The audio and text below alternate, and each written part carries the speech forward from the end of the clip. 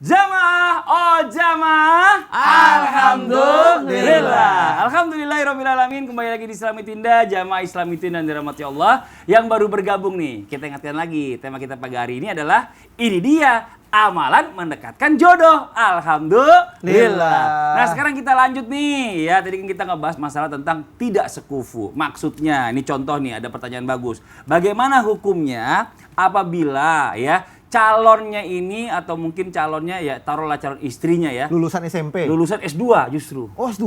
S2. Nah dia cuma lulusan SMA atau maksimal S1.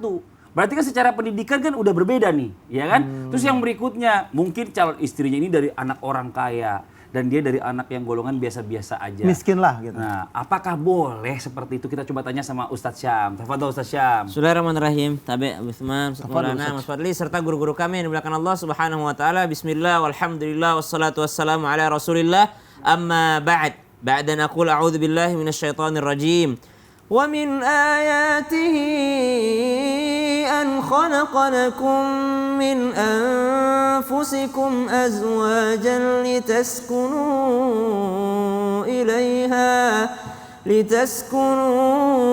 ilaiha wa ja'ala bainakum mawaddatan wa rahmah. Inna fi dzalika laayatin liqaumin yatafakkarun.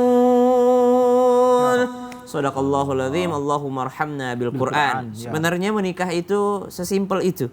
Subhanallah, laki-laki dan perempuan dipertemukan dalam satu ikatan oleh Allah Subhanahu wa taala, maka mereka mesti dengan keimanan yang sama, arah kiblat yang sama, cara ibadah yang sama, cara berdoa yang sama. Artinya la tunkihul musyrikina hatta yu'minu. Tidak boleh menikahi orang musyrik atau di luar daripada agama Islam. Maka subhanallah, sesimpel itu. Apakah mesti harus rata atau sejajar atau sekufu? Subhanallah, wajib tidak. Tapi ternyata ulama kita memberikan solusi yang luar biasa. Sekufu itu adalah sesuatu yang sangat-sangat penting dan menunjang keharmonisan rumah tangga. Sebagaimana ayat yang dibacakan tadi barusan, bahwasanya pernikahan sebenarnya tujuannya adalah litaskunu, untuk merasa tenang, lissakinah, untuk merasa kenyamanan, ketenangan. Bagaimana mungkin orang merasa tenang jikalau setiap harinya dibanding-bandingkan? Saya ini lulusan S3, kau cuma sampai SD, kau cuma sampai SMP. Subhanallah, saya lebih tahu daripada engkau. Subhanallah, saya ini anak orang kaya, nggak bisa aku hidup kayak gini. Dari kecil orang tuaku nggak pernah aku dibiarkan kepanasan, kedinginan. Saya anak orang kaya. Subhanallah, tidak ada kenyamanan, tidak ada ketenangan.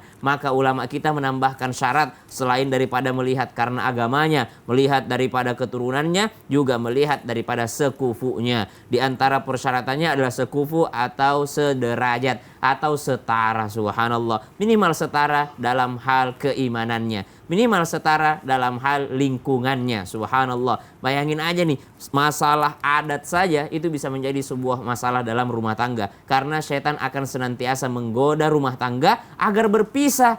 Bukan karena tidak bolehnya, tapi kita menghindari daripada keburukan. Syaitan akan datang dengan segala caranya. Orang sekufu saja, syaitan masih bisa mencari masalah di dalamnya. Apalagi kalau sudah tidak sekufu. Masalah adat kecil sekali. Orang Bugis, kami orang Bugis. Pasangan kami, istri kami, orang Melayu campur Jawa. Saya kalau makan, lagi makan, tidak boleh ada air minum di dekatnya. Karena kalau saya lagi makan dikasih air minum seperti orang disuruh berhenti makan. Kami orang Bugis begitu. Lagi makan dikasih minum, nih kau suruh saya berhenti makan apa? Subhanallah. Istri saya makan nggak boleh kalau nggak ada minuman di sampingnya. Takut keselak, takut seret. Ini masalah makan dan minum saja sudah ada sesuatu yang berbeda di antaranya. Kalau tidak sekufu. Apalagi kalau sudah masalah pendidikan, masalah harta, masalah keturunan. Apalagi kalau sampai berbeda keyakinan. Pasti sangat sulit. Baru bangun tidur, suaminya tidak kunut. Assalamualaikum, kata istrinya, saya dari kecil orang tuaku itu kunut subuh. Kenapa kau ngimamin saya tidak kunut? Subhanallah, baru bangun gara-gara beda mazhab. Subhanallah, Allah taala alam. Masya Allah. Jadi bukannya tidak boleh. Bukannya tidak boleh. Jadi diperbolehkan boleh aja. Ya. Hukumnya mubah. Tapi memang alangkah lebih baik kalau memang sekufu itu supaya bisa sejalan, ibadahnya enak, Insyaallah. jalani hari-hari kehidupan enak gitu ya. Ini Masya Allah luar biasa. Sepassion. Iya. Jadi ini luar biasa di para ulama kita zaman dulu ini ya. yang kalau bisa disarankan untuk yang sekufu ini supaya bisa saling mengimbangi satu sama lain. Nah sekarang kita lanjut lagi nih buat jamaah Islami Tinda yang ada di rumah. Jamaah, ada anak belum pengen nikah. Nah terus orang tuanya nyuruh dia nikah, Bib. Terus ini anak bingung kan, antara dilematis di otaknya nih. Kalau saya nggak turutin kemauan orang tua saya, takutnya jodohnya nanti makin jauh. Makin lama mundur nggak dapet jodoh. Nah tapi kalau saya yang diturutin orang tuanya, dia nikah nih, pasti ngejalaninnya ke setengah hati. Wah, ini kan ada dilematis anak yang punya orang tua nyuruh dia cepet-cepet nikah, tapi dia belum kepingin. Anak gadisnya Habib Usman umur berapa? Umur sekarang 17 jalan 18. Adanya di Yaman Hadramaut. Ya, coba mohon izin. Kalau Padli? Saya 18 sama adanya di Jakarta. Bapak? Baru 13. Mau nikah umur berapa anaknya? Mau dinikahin? 18 lah. 18 lah, ya. Silakan nanti anaknya Habib udah nikah. Kalau seumuran anak Ustaz Maulana. Kalau bapaknya Enggak, kalau Ustaz Maulana dulu nikah, baru anaknya nikah. harusnya. Bib, tausiah dulu Bib. Iya, silakan. Nama Mas Adi, Ustaz Maulana. Iya, Bib, ada Ustaz Bib. Syamsuddin Nur, Makkah, Masya Allah. Bismillahirrahmanirrahim. Allahumma sholli ala sayyidina Muhammad wa ala ali sayyidina Muhammad. Ketika masih belum ingin nikah seorang anak, masih demen main, masih demen ngaji, nuntut ilmunya Allah Subhanahu wa taala, atau masih demen sekolah, masih melakukan hal yang masih dia sukainya. Tapi tiba-tiba orang tuanya ingin jodohin. Udah, kamu saya jodohkan dengan fulan bin fulan, atau jodohkan dengan ini. Apakah anak wajib menuruti orang tuanya? Di sini ada banyak penjelasan daripada ulama. Sebagaimana Nabi besar Muhammad SAW ketika seseorang mengadu kepada Rasulullah SAW, bagaimana solusinya ketika saya dipaksakan? Ketika seorang dipaksakan dan menjadi hal yang terzolimin, maka boleh dia tidak menurutinya. Tapi ketika orang tuanya yang betul-betul sayang, ingat ya, orang tua yang sayang, yang cinta terhadap anaknya, tidak punya dendam terhadap anaknya, dan orang tua yang menginginkan anaknya menjadi anak yang baik, maka diperbolehkan. Perbolehkan kami, para habaib, para ulama yang mereka dekat dengan Allah Subhanahu wa taala, mereka ketika ingin menjodohkan anaknya, mereka nggak akan nanya sama anaknya. Karena apa? Karena yakin pilihan orang tua itu yang terbaik. Karena nggak mungkin orang tua ngasih anak yang terburuk. Di sini dijelaskan bahwasanya ar-rijalu qawwamuna 'ala nisa. Laki-laki adalah pemimpin, suami adalah pemimpin terhadap istrinya, terhadap anak-anaknya, terhadap keluarganya. Gu anfusakum wa ahlikum nar, menjaga mereka dari api nerakanya Allah Subhanahu wa taala. Dicek mereka. Pertama, mereka alim enggak? Mereka saleh enggak? Mereka dekat sama Allah enggak? Mereka anak yang bertakwa kepada Allah enggak? Oh, ternyata mereka alim, saleh, keturunan si fulan bin fulan, bismillah, khair, khalas. Ya kan? Nikahkan. Ya kan? Walaupun mahalnya 100.000 juga bismillah. Nggak jadi masalah. Karena apa? Karena mereka melihat adalah tadi itu, keturunannya jelas, agamanya jelas, pendidikannya jelas. Bismillah. La haula wala quwata illa billah. Tidak ada daya dan upaya kecuali dengan kekuatan Allah Subhanahu wa taala. Itulah mereka orang-orang yang saleh. Bahwasanya apa? Berharap anak-anaknya menjadi anak-anak yang salehah dan juga menjadi keluarga yang sakinah, mawaddah warahmah. Sebagaimana tadi disampaikan oleh Ustaz Sam, Masya Allah, kita ini nggak mungkin menjerumuskan anak. Berharap rumah tangga mereka adalah sakan atau mendapatkan ketenangan atau sakinah. Mereka itu mendapatkan ketenangan rumah tangganya, orang tuanya bahagia. Kalau orang tuanya ngasih anak yang nggak benar, ngasih jodoh yang asal-asalan, besok ke depannya orang tuanya yang ribut, orang tua yang pusing, orang tua yang stres. Karena apa? Tidak mengerti kedudukan antara mantu dengan orang tuanya, tidak mengerti kedudukan antara suami dengan istrinya, tidak mengerti kedudukan di mana mahligai rumah tangga yang sebaik-baiknya dan sebenar-benarnya. Itulah beruntungnya mereka, orang-orang yang dekat dengan Allah Subhanahu wa taala. Mereka kalau mau jodoh, datang ke orang alim, orang yang saleh, orang yang dekat kepada Allah. Misalkan datang, tolong doain biar calon jodohnya bagus, tolong istikharain, bantuin, ya kan? Dia udah istikharah juga, minta tolong bantuin istikharah. Ini cocok gak? Ini baik gak?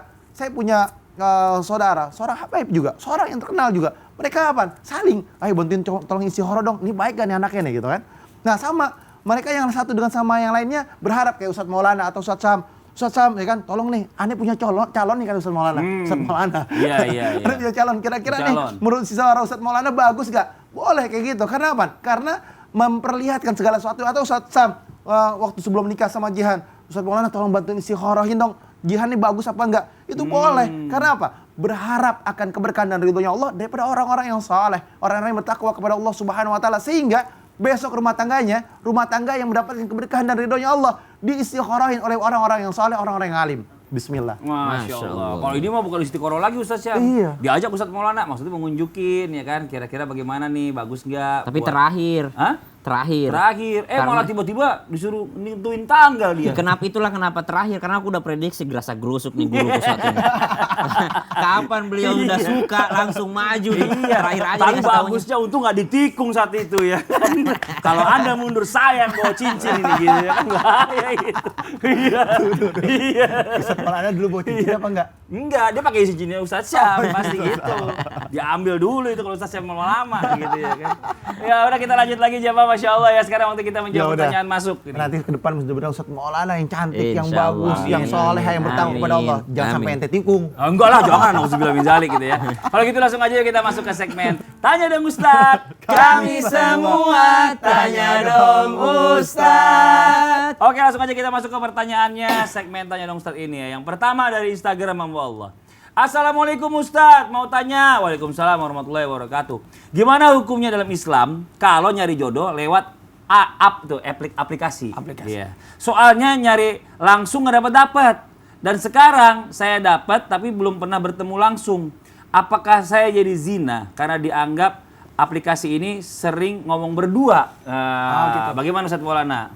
Ada namanya perkenalan, boleh. Tapi ada namanya ta'aruf, lebih mengetahui. Jikalau memang ada rencana untuk maju menuju yang lebih ke tahap yang lebih serius, sebaiknya adakan pertemuan. Karena kalau lewat chat terus tanpa tidak ketemu, dikhawatirkan ada kebohongan. Ternyata beda sama yang dilihat. Karena apalagi tidak pernah ketemu. Niatnya di aplikasi, Iya. fotonya filternya bagus itu. Kita Harus tidak ketemu tahu. lain. Harus ketemu. Dalam Islam harus ketemu.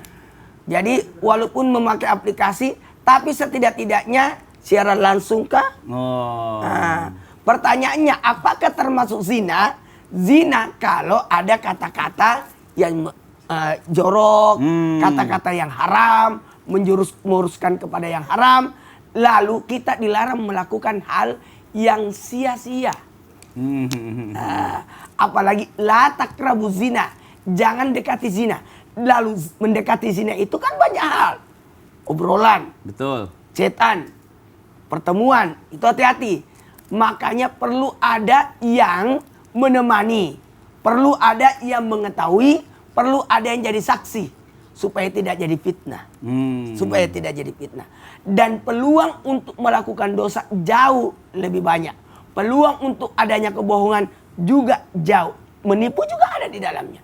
Ada baiknya kalau memang sudah tahu, kalau mau ada rencana niatnya untuk lebih serius, lebih baik ketemu. Lebih baik ketemu. Itu jalan terbaik. Oh, udah berapa yang ketemu? Nggak tahu, saya nggak tahu. Oh, banyak berarti. Bukan saya. Bukan saya. Saya lagi nanya doang. Kan yang bertanya di ini pertanyaan di sini ya. Ya, sekarang kita masuk ke Instagram hamba Allah nih. Ada pertanyaan yang berikutnya. Assalamualaikum Ustadz. Waalaikumsalam warahmatullahi wabarakatuh. Maaf, samarkan nama saya dulu ya Ustadz. Oke, siap. Saya pernah menolak lamaran seseorang dengan alasan saya masih kuliah. Dan sekarang saya mencari jodoh namun belum ada yang serius. Apakah ini karena saya pernah nolak lamaran dan akhirnya Allah menjauhkan saya dengan jodoh saya? Tunggu, ramalan atau lamaran? Lamaran. Tadi ramalan. Enggak. Itu merasa Nabi Pak aja. Ya kan bisa dijawab. Merasa Nabi Pak aja itu. Tapi guru Ustaz Maulana Bismillah serta guru-guru kami yang dimuliakan Allah Subhanahu wa taala, hamba Allah yang bertanya, ada seseorang dia menolak lamaran dari seorang laki-laki dengan alasan karena masih kuliah, ingin melanjutkan pendidikannya. Ya bisa saja seseorang menunda pernikahan karena ingin melanjutkan pendidikan. Bisa saja seseorang menunda pernikahan karena ingin berbakti dulu kepada kedua orang tuanya. Karena pernikahan sejatinya adalah sesuatu yang mubah. Naik hukumnya menjadi sunnah kalau ingin mengikuti baginda Nabi SAW. Naik hukumnya menjadi wajib ketika ternyata sulit untuk menghindari yang namanya perzinahan. Maka subhanallah, ketika seseorang menolak daripada lamaran laki-laki dan ternyata laki-laki tersebut sudah diridhoi agamanya, sudah diridhoi akhlaknya, sebenarnya dia senang terhadap laki-laki tersebut, diridhoi sholatnya subhanallah di masjid, sholatnya masya Allah menurut orang-orang di sekitarnya agamanya bagus, lalu ditolaknya, maka Nabi SAW mengancam akan terjadi fasadum kabir, kerusakan yang sangat besar. Dan bisa jadi kerusakan yang besar tersebut termasuk diantaranya akhirnya setelah itu tertunda jodohnya sang wanita yang bertanya tadi, subhanallah. Jadi kalau ditanyakan apakah ada hubungannya, Nabi SAW memang pernah memperingatkan, barang siapa yang didatangi oleh seorang laki-laki yang diridhoi agamanya, diridhoi orangnya, lalu dia menolak lamarannya, maka tunggulah kerusakan yang besar. Bisa jadi yang dimaksud dengan kerusakan yang besar, setelah itu akan sulit jodohnya bagi seorang wanita tadi. Maka berhati-hatilah atas ancaman baginda Nabi SAW yang pertama ini. Yang kedua, kalau sudah terjadi gimana Ustadz? Saya nggak mengerti tentang hadis itu. Akhirnya orang tua saya pernah menolaknya. Sebenarnya saya memang nggak suka sama orangnya. Jadi saya pakai alasan kuliah. Saya pakai alasan mau melanjutkan pendidikannya. Memang saya mau menolak lamarannya. Maka apa yang terjadi? Apa yang harus dilakukan? Maka kembalilah kepada Allah Subhanahu wa Ta'ala. Ya ayyuhalladzina amanu tubu ilallah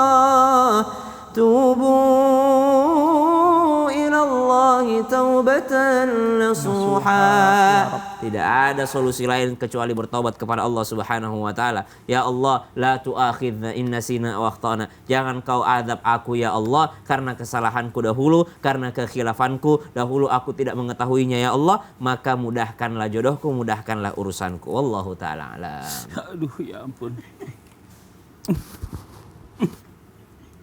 Kenapa? Ini saya lagi Sasam. Ini lagi baca ini teman saya tadi yang curhat. Kenapa lagi? Dia curhat, ya kan? Dia takut nih ternyata. Gawat nih kalau udah begini. dia nikah, pas dia udah nikah, nggak tahu dia jadi jauh sama orang tua.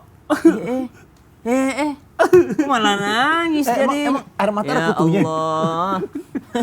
Ini repot nih kalau udah air mata dikutuin kayak gitu, udah repot habis urusannya. Iya, kita lanjutkan setelah ini aja nih. Tetap di Islam itu indah. Jamaah, jamaah. Alhamdulillah. Siapa teman?